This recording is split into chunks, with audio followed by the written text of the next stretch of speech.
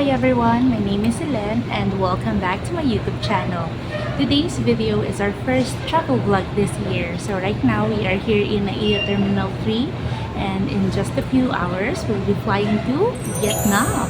And by the way, I'm traveling with my sister.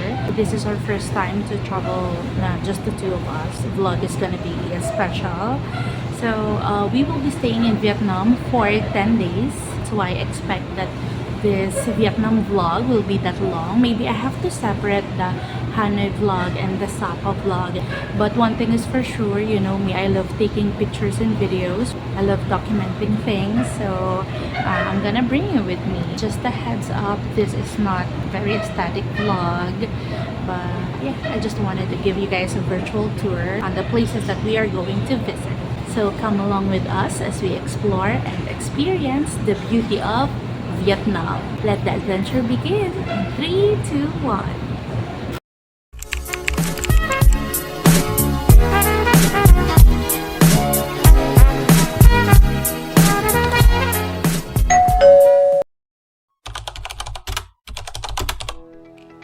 Our flight from Manila to Hanoi was very smooth.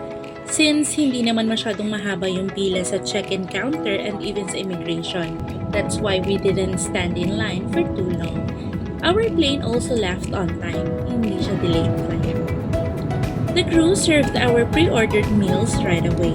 Char siu chicken for my sister and spam nori for me. Here's the view from the airplane window. Sobrang nakaka-amaze makita ang sunrise from here. Mabuti na lang nagising ako on time since parang tulog kami ng Ate Lassie the whole trip. Manila to Hanoi is approximately 3.5 hours. And by the way, Philippines is 1 hour ahead of Vietnam. We landed safely at Noi Bai International Airport around 8:27 a.m.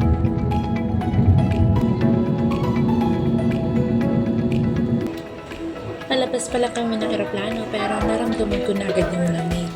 The captain says it's 8 degrees and good thing I'm wearing my jacket.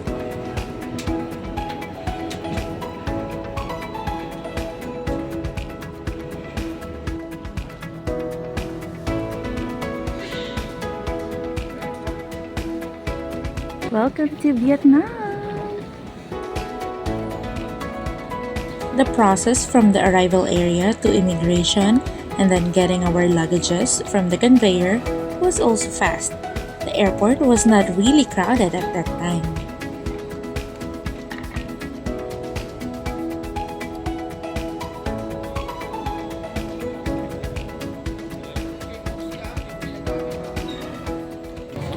So, andito na kami sa Hanoi and si Ate Lassie umakyat lang siya para kumuha ng SIM card namin. So, sabi sa airplane kanina, 8 degrees ngayon dito. So, medyo malamig. Ay, hindi. Malamig talaga. It's so nice to be here finally. We landed safely. Bantay ulit tayo mga luggages. Ano, ilan po? 1, 2, 3. So, nag-withdraw kami guys. Ito ay 3 milyon na. Pag talaga gusto mo maging milyonaryo, dito ka sa Vietnam pumunta, darling.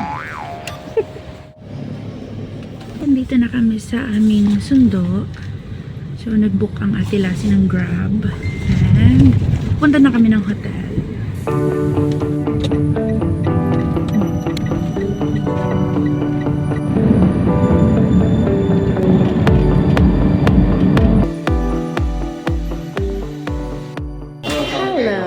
Dito na kami sa hotel since hindi pa 2 p.m. So, hindi pa kami pwede mag-check-in. Pero, the front desk is so nice. By the way, yung hotel naman is Hanoi Style Hotel. Ayan. And she's very nice kasi she gave us tea. Sarap ng tea. While roaming around, we found this place called Hanoi Corner Restaurant. This restaurant serves a wide variety of Vietnamese food. And then we decided na dito na lang kami mag-lunch. For our first meal here in Vietnam, we ordered pho. Pho is a Vietnamese soup dish consisting of broth, rice noodles, herbs, and meat. Pho is a popular food here in Vietnam where it is served in households, street stalls, and restaurants countrywide. I also ordered fried rice with beef steak and then fried rice with roasted chicken naman for my sister.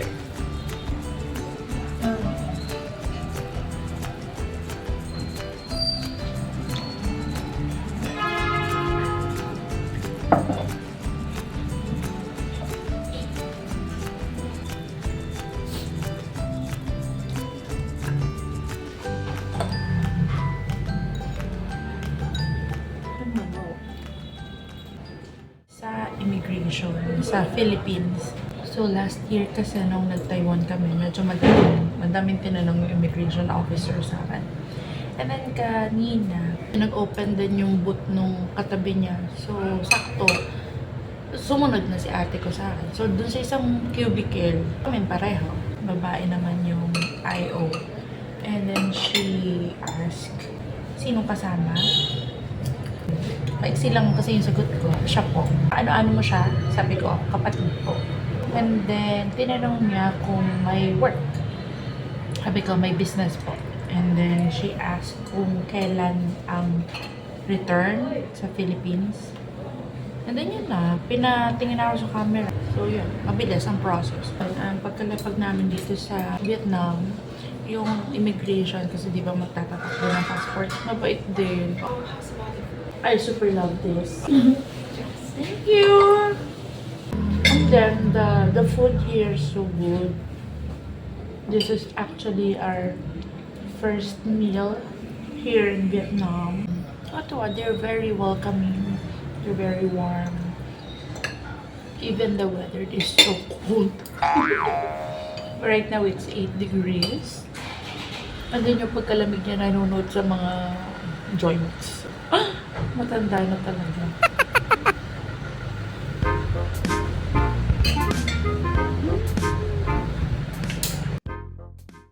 So it's 4 p.m. and kukuha na kami ng ticket para dun sa water puppet show. I'm super excited.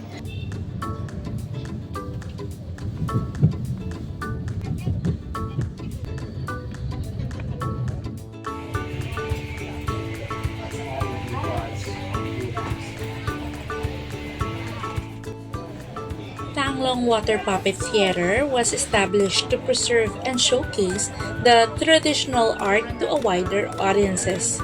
Today, the theater brings performances that are both entertaining and educational. Ito na!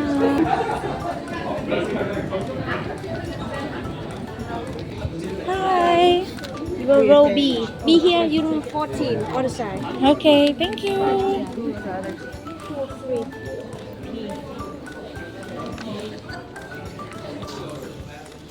Okay. Akala ko maliit lang siyang theater. Malaki naman pala. Ang dami namin.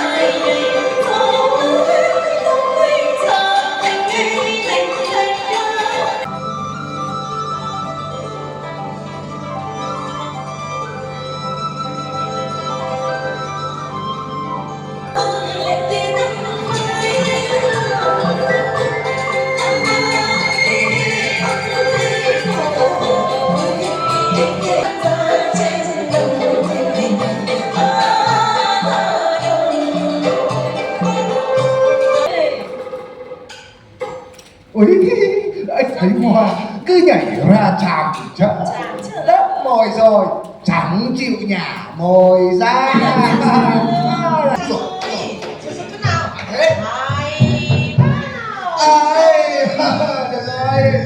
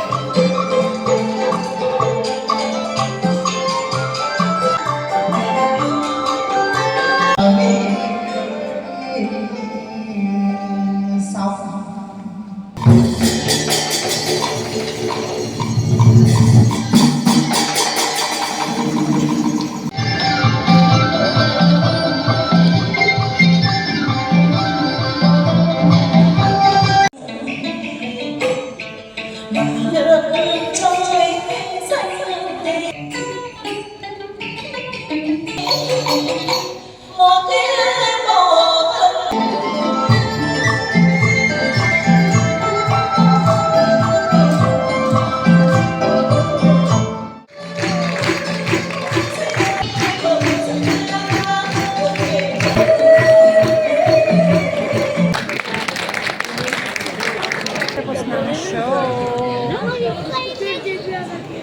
Finally, nakita namin yung mga people behind the camera. So, we're done. Hello.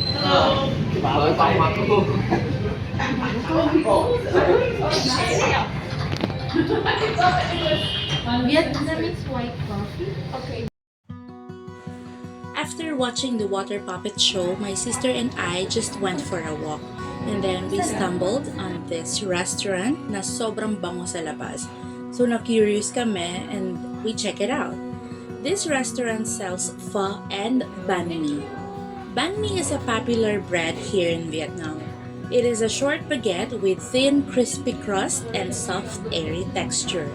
It is often split lengthwise and filled with lots of meats and vegetables, such as cilantro, cucumber, and carrots. The ambience of this restaurant is also nice and relaxing. And by the way, we also tried their coffee and it was perfect.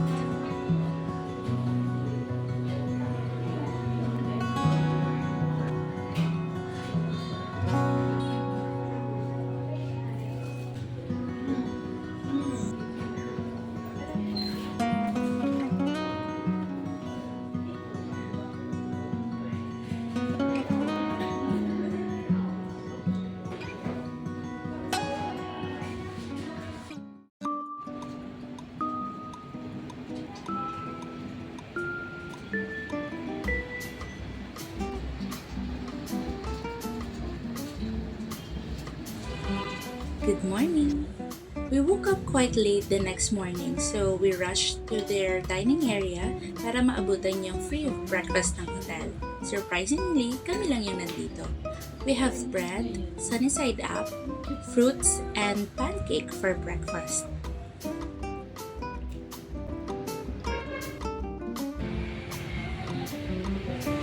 Today's itinerary is museum tours. My sister and I enjoyed going to the museum and learn more, especially about the country's culture and history.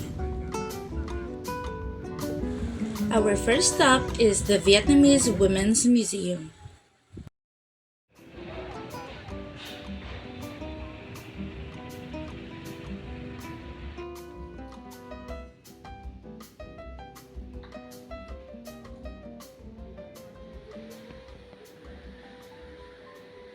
Dito na kami sa Women's Museum.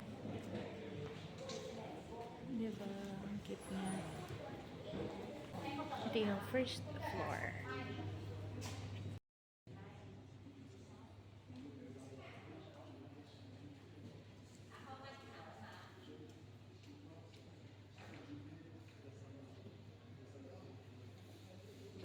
Vietnamese Women's Museum is located in the center of Hanoi, just 500 meters south of Quan Kim Lake. The museum is dedicated to researching, collecting, and exhibiting the life stories and experiences of Vietnamese women. The museum contains 3 main thematic galleries: One is Women and Family. This gallery explores the roles and responsibilities of women in the Vietnamese family. The first exhibit examines traditional marriage and childbirth customs across the country's different ethnic communities.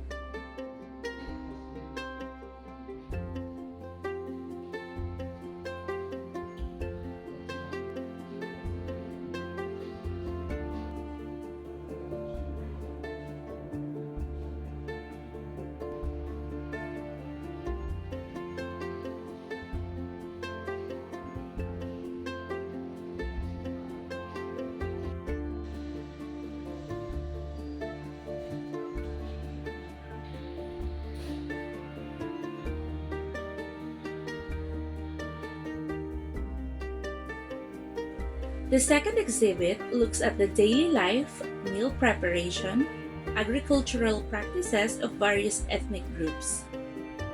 It also examines women's involvement in small business and crafts such as sewing, weaving, and pottery.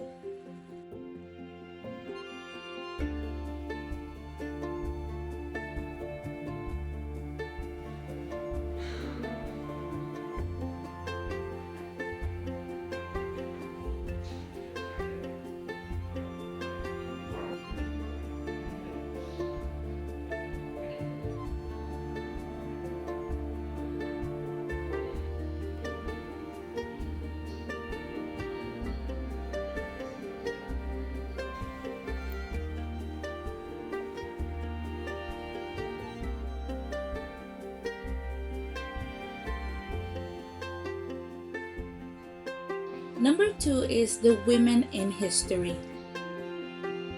This gallery vividly recounts the sacrifices and achievements of the female soldiers and civilians during the two resistance wars.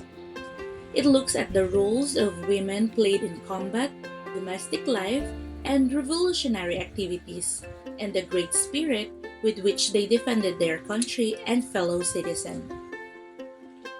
A series of short films celebrated the innovation and skill of contemporary Vietnamese women in building an emerging peaceful society with politics and the arts to business and agriculture.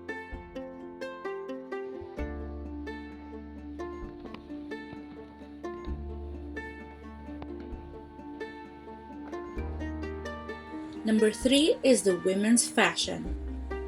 This exhibit showcased diverse Vietnamese fashions, including the unique techniques and motifs of the country's ethnic groups. It explores traditional beautifying rituals and the different ideals of femininity across the communities. From lacquered teeth and silver jewelries to headdresses and adags. The displays shows the joy with which Vietnamese women have expressed themselves throughout the ages.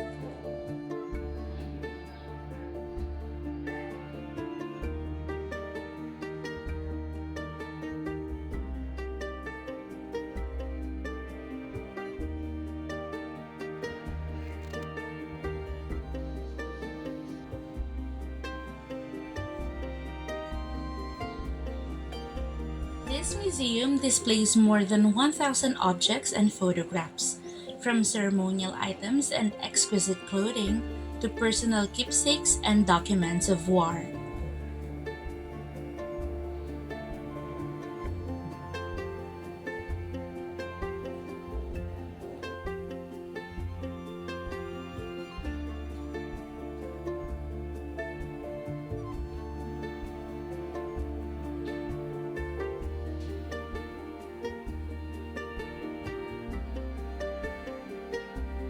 Ilagyan niya ng pula na nakaibabaw.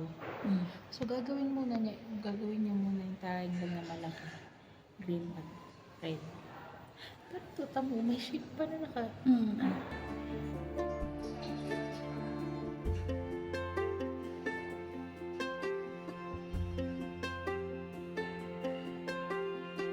Through their exhibitions, You can explore the roles of women in contemporary Vietnamese society and the great contributions they have made throughout its history.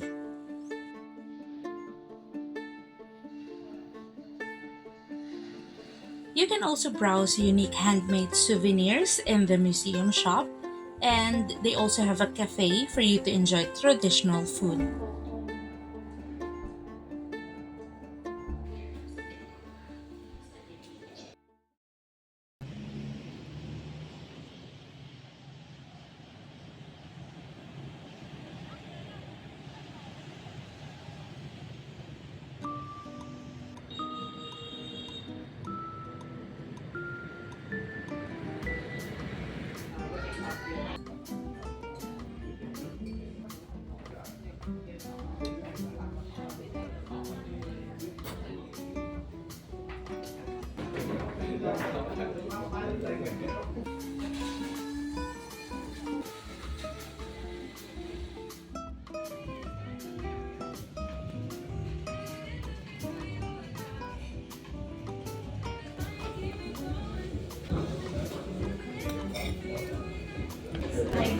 Oh, thank you. Thank you. This is so This is the average one.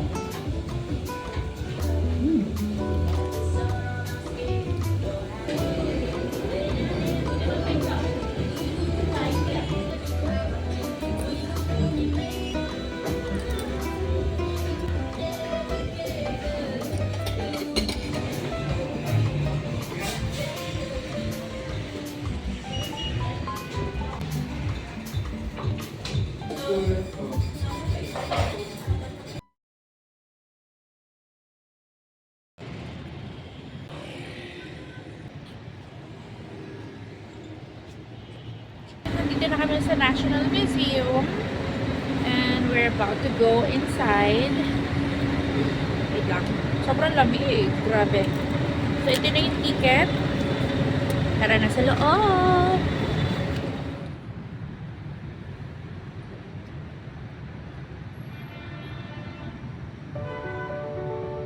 The Vietnam National Museum of History is in the Hoan Kiem district of Hanoi, Vietnam. The museum building was an archaeological research institution of the French School of the Far East under French colonial rule of 1910. The museum building is considered a blend of French colonial and traditional Vietnamese architecture, also called Indochina architecture.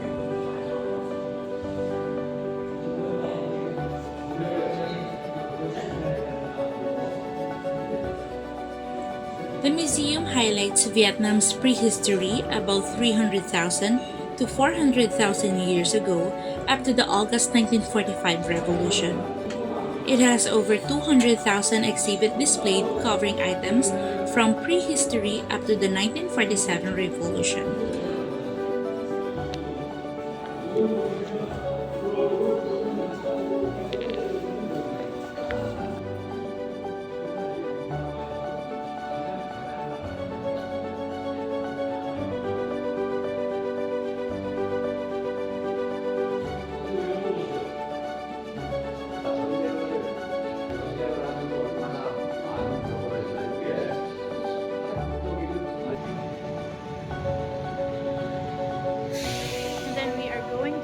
Other side.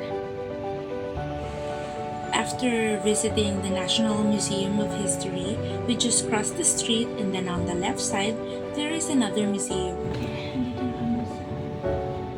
And what we're going to see here.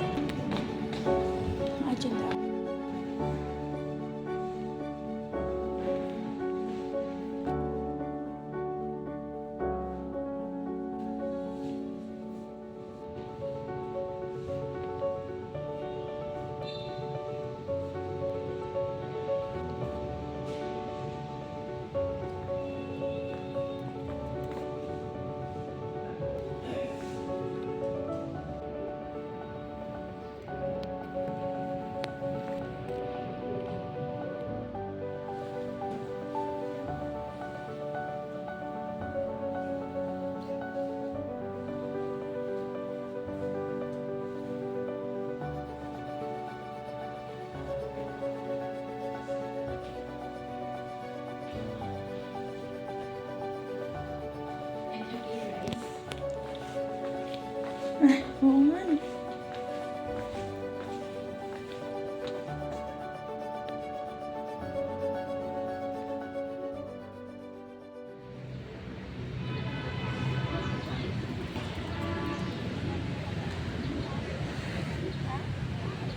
Papunta kami ng lake ngayon, nagpapahinga lang kasi from National Museum, nilakad namin. Look oh, merong local, merong home. Yeah. It's 4:04 here in Vietnam. Look at the pigeons.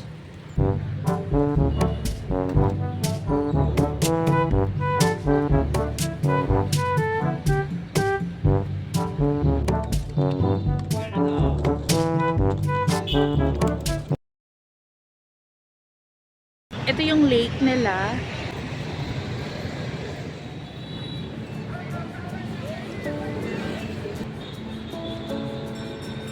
Sobrang relaxing nung stroll namin dito sa lakeside.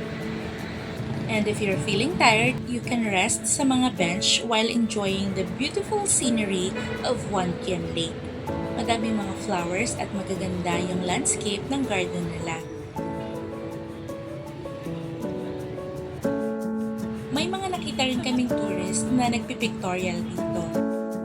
Some of them are wearing costumes and yung iba full glam pa nga. May mga nagja-jogging din sa area na to. May mga photographer, different artists, and even violin artists giving us a very romantic vibe having a day stroll.